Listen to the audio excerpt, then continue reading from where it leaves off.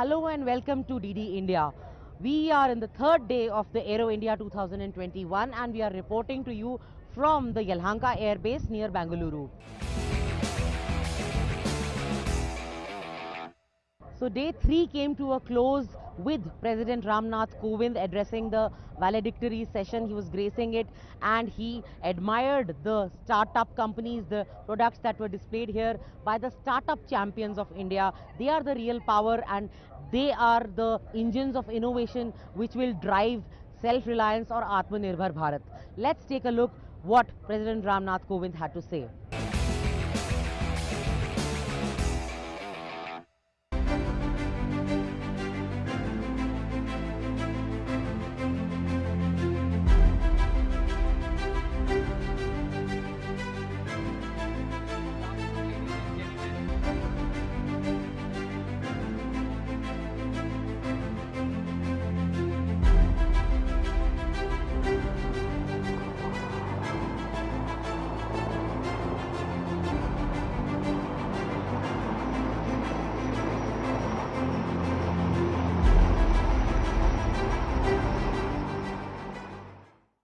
I express my sincere gratitude to the Honorable President of India, Sri Ramnath Kovind, for consenting to grace the valedictory function of Aero India 2021.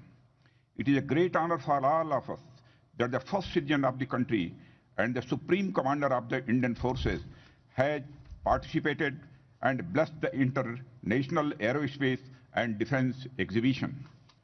Friends, Aero India has offered a unique platform not only to the Indian public and private sector industry, but to the global original equipment manufacturers to forge partnerships, showcase their products and technology to the potential customers and investors.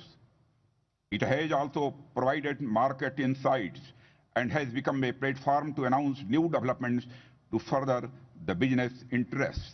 I'm sure that the 3-day event of Aero India 2021 has stimulated good business and contracts among firms in addition to constructive discussions among all stakeholders. This event provided the participating nations and industries an ideal platform to exchange ideas and forge partnerships. Despite the challenges posed by the pandemic, I am happy that Aero India 2021 has been organized successfully.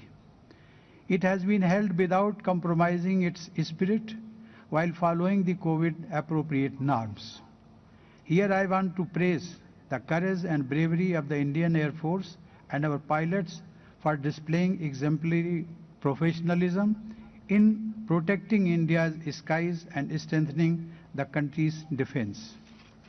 India has always been an ardent advocate of universal peace and development. IOR is an important reason because of its rich natural resources and strategic location.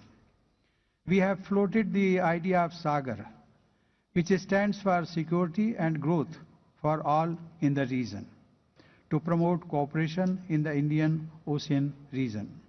The father of our nation, Mahatma Gandhi, had planted the seeds of Swadeshi and self-reliance during our freedom struggle. Now we have renewed this pledge and are making determined efforts with Atmanirbhar Bharat Abhiyan by giving a fresh impetus in this direction with strategic policy measures backed by time-bound actions. The government is focused on promoting the ease of doing business to encourage manufacturers to set up units in India. I am happy to note that Hindustan Aeronautics Limited has got the orders for 83 Tejas aircrafts from Indian Air Force valued at more than rupees 48,000 crore. I am also told that capacity of LCA production at HAL is being enhanced. I am confident that the 13th edition of Aero India will contribute significantly towards strengthening India's self-reliance in the defense sector as well as establishing India as a manufacturer for the whole world. I wish you all the best in your endeavors. The day began with the Startup Manthan conference, and here the Defense Innovation Organization brought together the startup companies along with academia, huge corporate houses, captains of the industry, service representatives, as well as US and Israeli startup companies. IDEX has, through this organization, IDEX, which is organizing this Startup Manthan, this scheme of Defense Ministry in the past 3 years has earned more than 4,500 crore rupees of investment for more than 400 firms so far, and these firms are small innovative firms. These firms are creating niche technologies. 30 firms have won this Defense India Startup Challenge, and they are creating niche technologies for the Indian Armed Forces through the problem statements that the services issue, and they are the ones who are providing solutions. Defense Minister Rajnath Singh inaugurated this Startup Manthan today. Let's have a look what he said.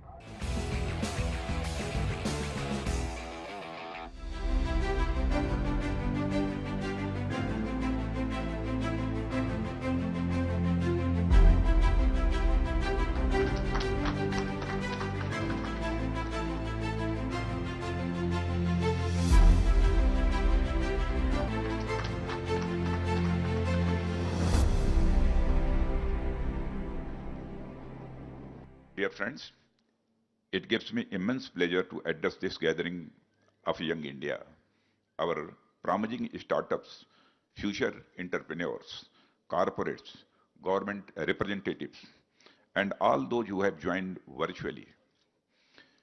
It is a privilege to be talking at an event on startups.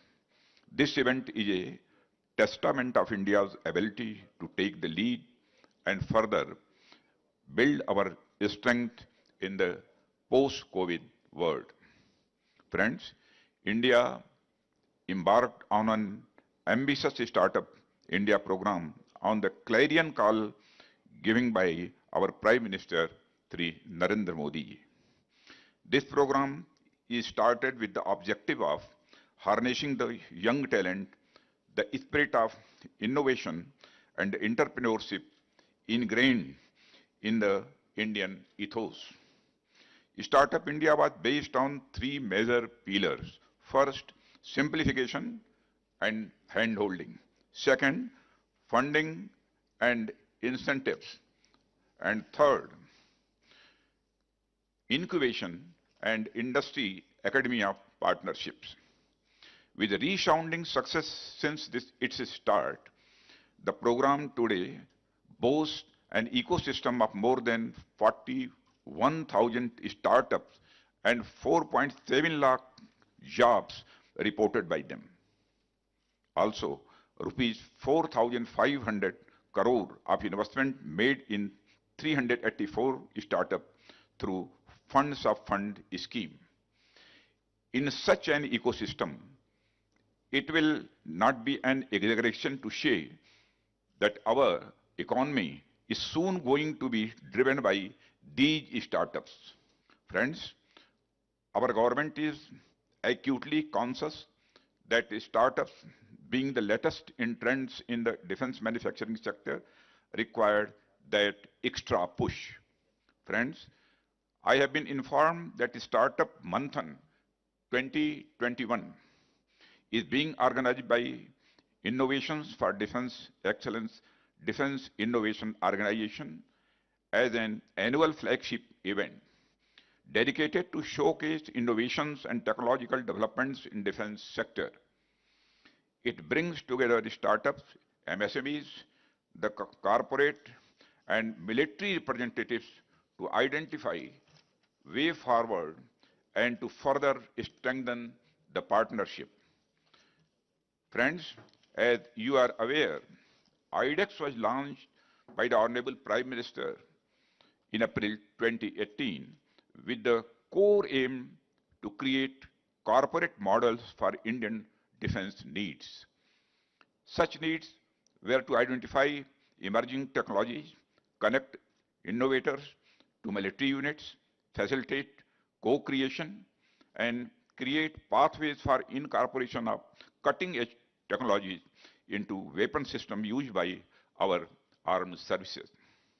Towards this end, I would request all of you to come up with innovative ideas to support IDEX in its efforts to develop a robust startup ecosystem and provide valuable contributions in modernizing our armed forces. There is a huge potential in this sector, and there is a lot more to do. I expect and wish this event becomes a milestone in startup engagement in defense.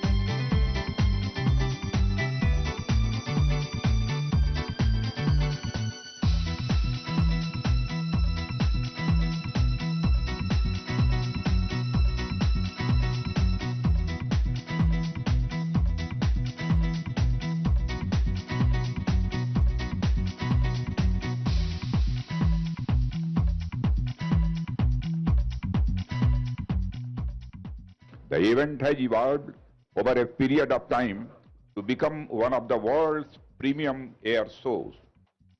Collaboration or Bandhan is the mantra that has got us this far in this remarkable journey.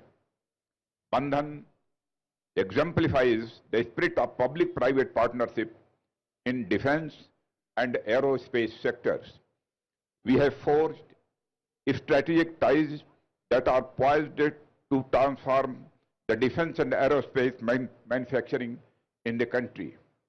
I have been informed that on this memorable day, we have signed 128 MOUs, 19 TOTs, 4 handing overs, 18 product launchers, and 32 major announcements, totaling grand figure of 201 feats. Further, 45 MSMEs who participated in Aero India 21 has already bagged orders worth rupees 203 crore. This is a major achievement, and the credit for this goes to all of you. Friends, initiatives have been taken to encourage and facilitate private sector research and development initiatives. The IDEX and Defense India Startup Challenge emerged from the vision of the Prime Minister and was launched by him in 2018. This initiative aimed to foster innovation and develop technology in the defense and aerospace sector. This was focused towards boosting startups and individuals along with research and development establishments and academia. Brothers and sisters, with an aim of encouraging the manufacture of defense-related items in India, our endeavor will remain to bring down defense imports by at least $2 billion by 2022. Of between 2016 and 2019, 138 proposals worth over $37 billion for domestic manufacturing have been approved.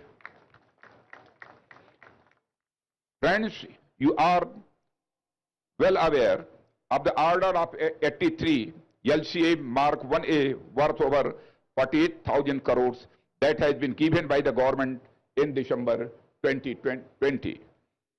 A robust domestic manufacturing base relates directly to the potential for defense exports. We plan to move from a $11 billion defense base to $25 billion by 2025. Of this, we further intend to create an export component of $5 billion. This will be facilitated by the recently released draft Defense Production and Export Promotion Policy. I am happy to inform the audience that during the period 2015 to 2019, 2015 to 2020, defense exports grew from 2,000 crore to rupees 9,000 crores. It is also important to note that a vast majority of our defense exports are being spearheaded by the private sector. This is the remarkable. Friends, India is one of the fastest growing defense aviation markets in the world, with a robust indigenous aerospace industry. A large number of micro, small and medium enterprises, which in the past have been suppliers of components to aerospace majors like HAL, DRDO and ISRO, are gradually transforming themselves into major players. Friends, India is geared up. India is geared up to be a global aerospace hub. The aerospace industry is poised to be an important contributor to the economy, generating significant employment also. We have made a fresh start today after a year of uncertainty due to the pandemic, and I thoroughly believe that we will move faster with your support and cooperation. I want to assure you the Ministry of Defense will do everything possible to ensure that the agreements entered into today will be implemented successfully.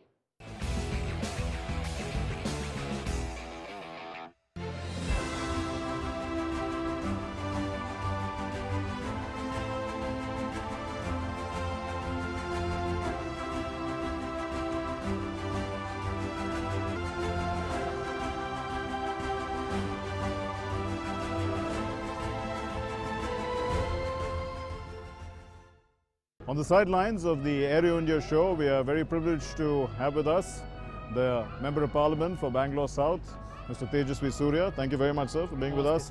So you have today flown in the Tejas, and pretty much like your name. So how did you enjoy that experience?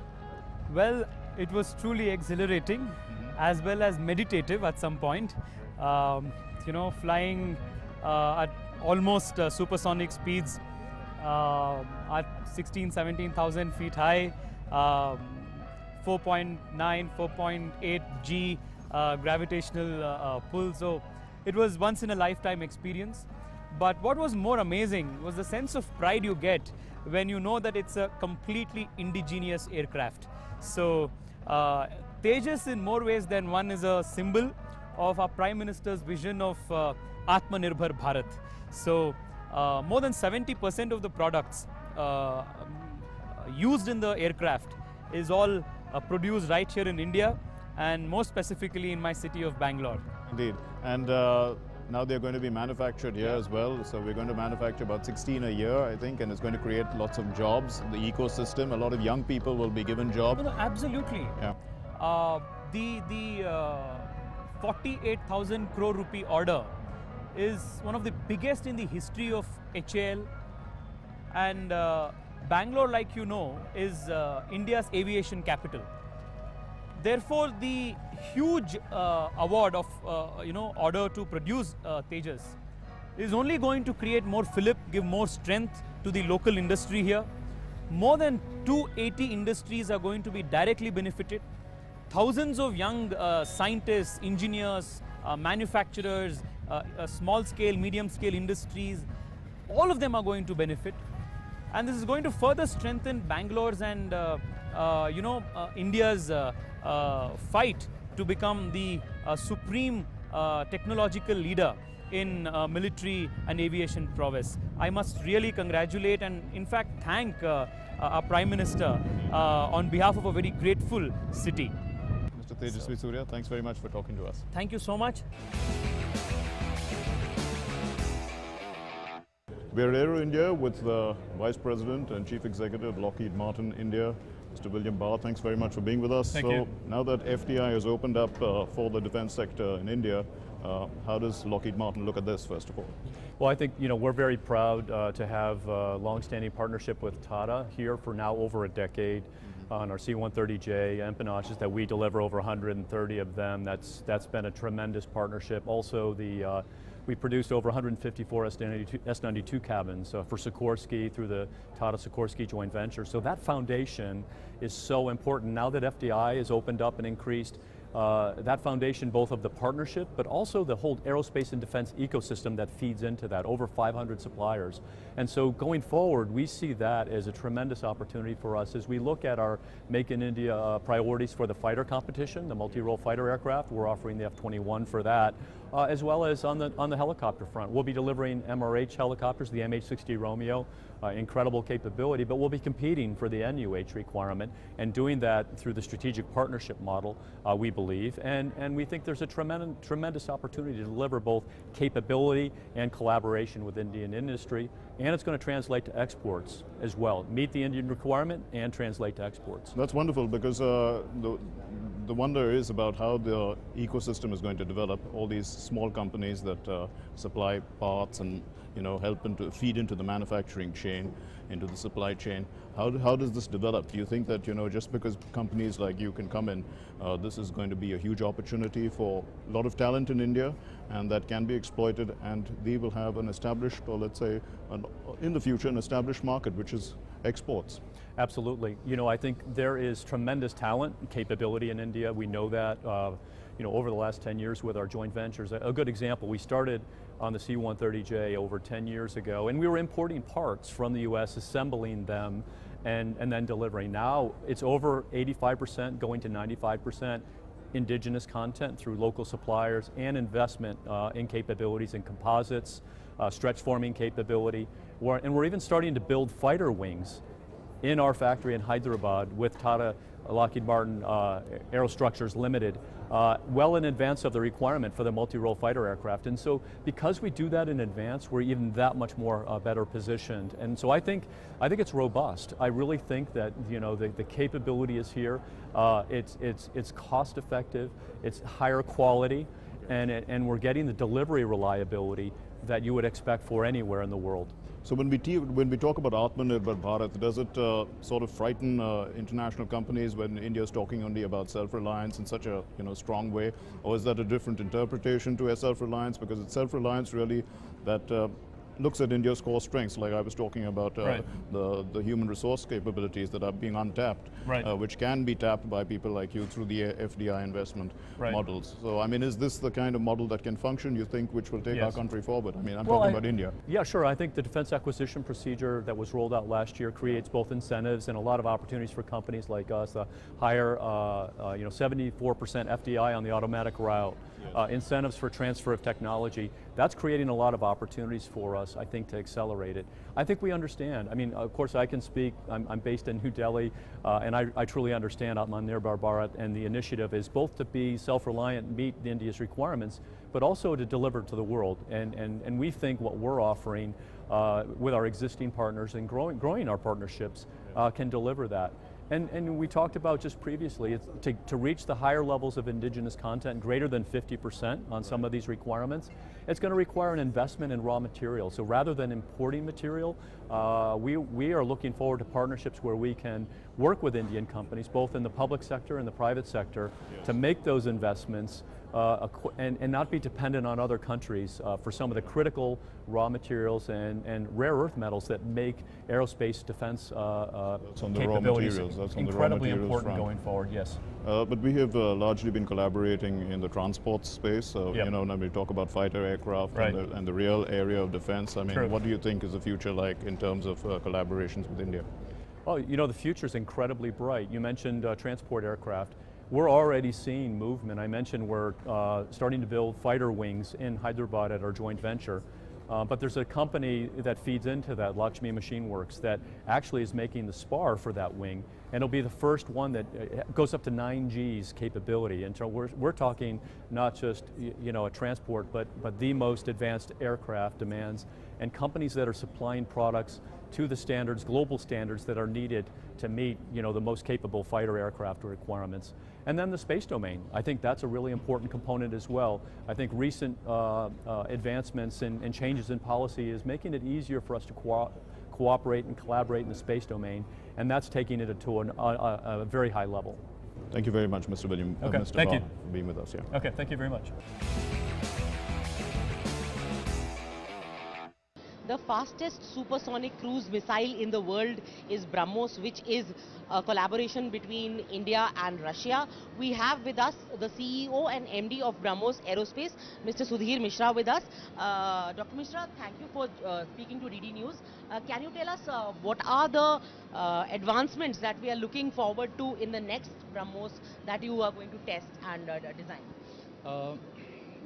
As you know that the BrahMos Aerospace is coming out with newer versions time to time, and our latest version is a coastal security system which we have designed for Indian Navy. And as you know that some time back Defence Acquisition Council has given us a challenge to devise it, so we have successfully developed it, and maybe we will be able to meet the requirement of Indian Navy. So this is one. And secondly, I would like to say that a bigger challenge was to meet the aspirations of Government of India, or rather directions of Government of India, to have Atmanirbhar Bharat. And Atmanirbhar Bharat, the whole idea is to do the things indigenously in the country, create employment, create wealth, and do the value addition, so that our industries can grow up, employment can be created. So we are working in that direction. As on today, around 65 to 70% missile is manufactured in the country. 100% ground support system is also made in the country, and this despite BrahMos being a joint venture between India and Russia, and we are able to manufacture a larger portion in our country. This itself conveys that we are committed to Atmanirbhar Bharat, and we will be able to produce most of the components in the country. We will be again doing the Make in India. Sir, Prime Minister Modi also stresses not just on Make in India but Make for the world. Yes. So what are the exports or the export potential of the BrahMos missile that you're looking at? You see, export in the defense sector is basically, it's a prerogative of Government of India, and most of the contracts are government to government contracts. So it will not be right on my part to disclose the name of the people, name of the countries, but I want to say that Several countries have expressed. Government of India has decided a target of $5 billion in 5 years. So we want to be the larger shareholder in that target. Yes. And we are working in that direction. Thank you so much. Just like the armed forces, the CEO and MD of BrahMos Aerospace telling DD India and DD News that they are ready to ramp up their capability anytime. The flurry of tests that we saw was to keep India all ready all the time, keep the powder dry. Also, the next generation BrahMos is being worked upon, which will be smaller, lighter, but as lethal and with as much range as the earlier BrahMoses, and it will be fitted on board the Tejas LCA and the Advanced Medium Combat Aircraft.